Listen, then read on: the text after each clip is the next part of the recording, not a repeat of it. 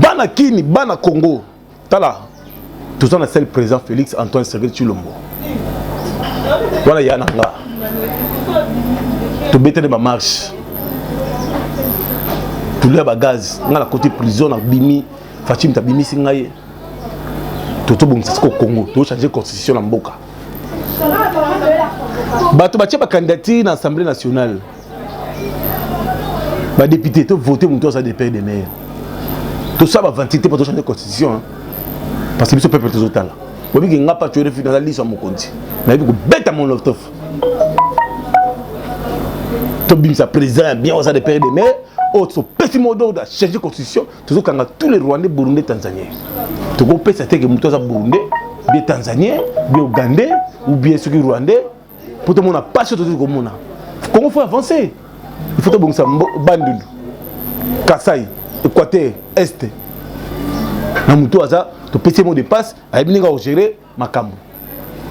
Félicitations à VPM Peter Kazadi, force de frappe. Peter Kazadi, avec tous les ministres qui ont confiance au chef de l'État. Kikimi, Kenge, place Mabundazari, Kimi, pour y VPM Peter Kazadi Kitaki. A frappé avec Chikata, Panthère Noire, Batouba, Pakati. Tous les villageois bazongi. Mais na minute oyo. Toza siko na fachi béton. Oyo sugoyo, alingi sugoyo, après ça go. Na nouvel gouvernement avec VPM Peter Kazadi na sécurité pour y azali soka pessimo d'ordre ils autorisé. Affaire kuna la mikolo en débandade. Tozo kota na ba venir ba ndaku nyos tozo bouila libanais Indien, ou yaki na mafia Keba, pour VPM à Betimisa. Les policiers moko, vous avez teni, vous avez policier Kabila. Vous avez 207, vous avez attaqué que botu la batibi loko, quoi les varabatu. VPM Peter Kazadi. Papa, mon coordonnée na rougeona. Système qui a boule propre. On a déjà moi de passe général Limbalimba Subango. Na colonel Nyumbi, na colonel Joly. Basa na commandant Bellum. Déjà ba capter batouana. Pour tout ça le système liste de la liste. Tracasserie à bidon de na Kinshasa Zate.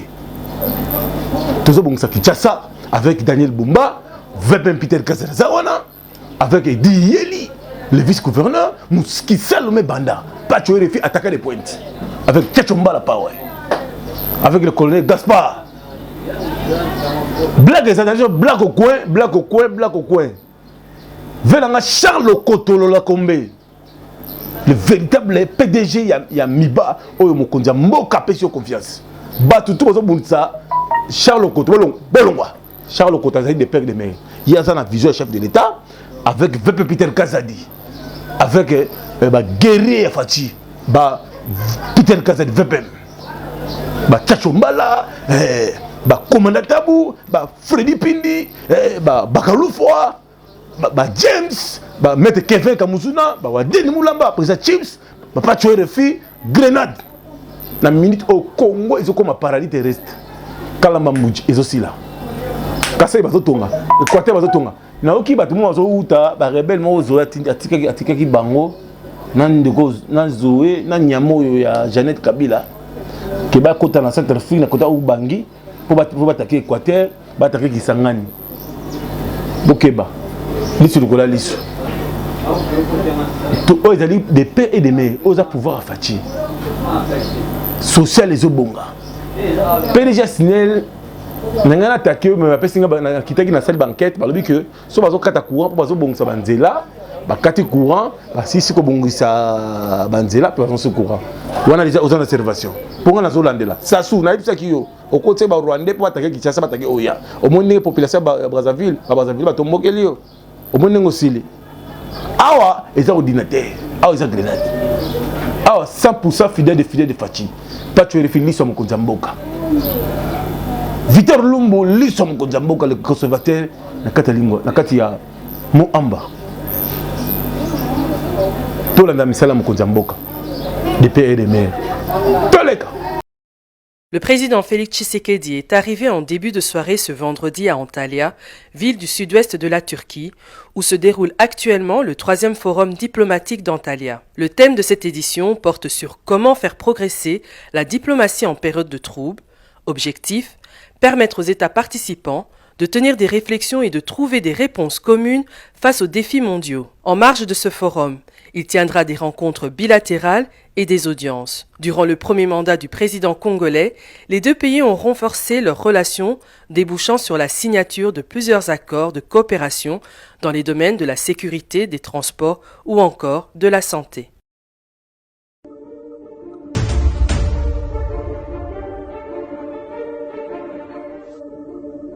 Plus grand de tout le pays. Une construction moderne, dotée d'infrastructures de qualité de dernier cri et qui répond aux normes internationales. Un projet porté et initié par le chef de l'État, Félix-Antoine Tshisekedi, afin d'offrir et de faciliter l'accès à des soins de santé de qualité à toute la population. La première bâtisse datant de 1912 était autrefois désignée pour les personnes au service des colons. Il s'est ensuite développé en plusieurs pavillons, regroupant chacun une spécificité médicale. À ce jour, les nouveaux bâtiments de la première phase s'apprêtent à être livrés. Ils se composent de 3 ouvrages, dont une structure principale de 4 étages, où seront logés les services de consultation et d'hospitalisation. L'ouvrage, quant à elle, consiste...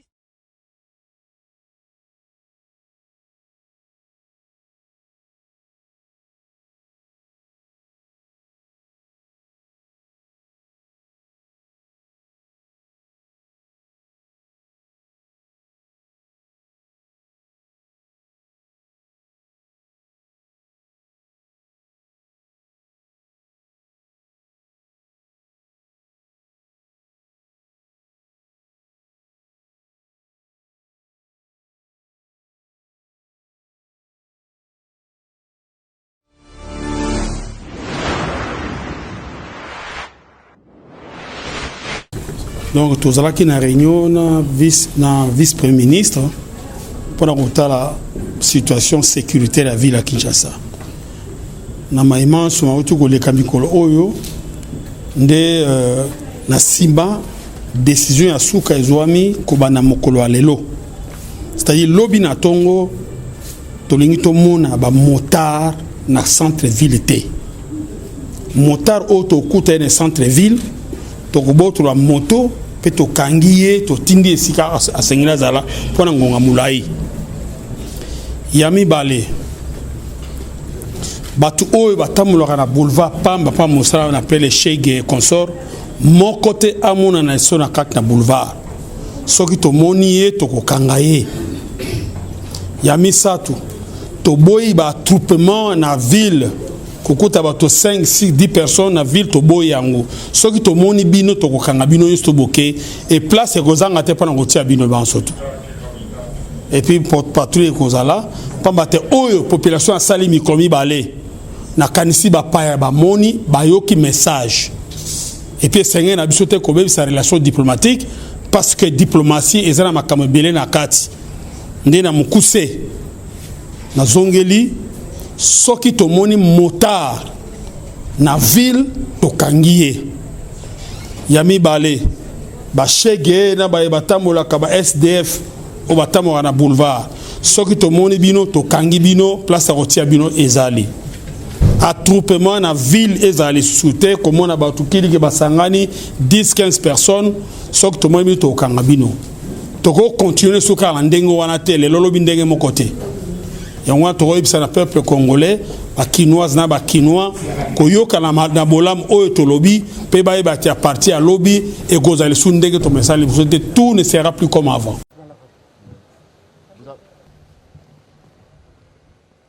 Au palais présidentiel gris de Nouakchott, le président de la République Félix-Antoine Tshisekedi Tshilombo a été chaleureusement accueilli ce mercredi 27 mars 2024 dans la soirée par son homologue de la République islamique de Mauritanie, Mohamed Ould Ghazouani. Aussitôt après l'accueil, les deux chefs d'État se sont retirés pour un tête-à-tête de près d'1 heure. Une rencontre qui s'est par la suite élargie en bilatéral avec leurs collaborateurs respectifs. La relance de la coopération bilatérale en perspective de la convocation d'une commission mixte et la situation dans l'Est de la République démocratique du Congo ont été les principaux points débattus. Et s'agissant justement de la crise sécuritaire et humanitaire en RDC, le président de l'Union africaine s'est dit disposé d'assumer ses responsabilités conformément au texte de l'UA pour aider, encourager les médiateurs angolais, le président Joao Lourenço, à remplir la mission de paix lui confiée par l'Union africaine.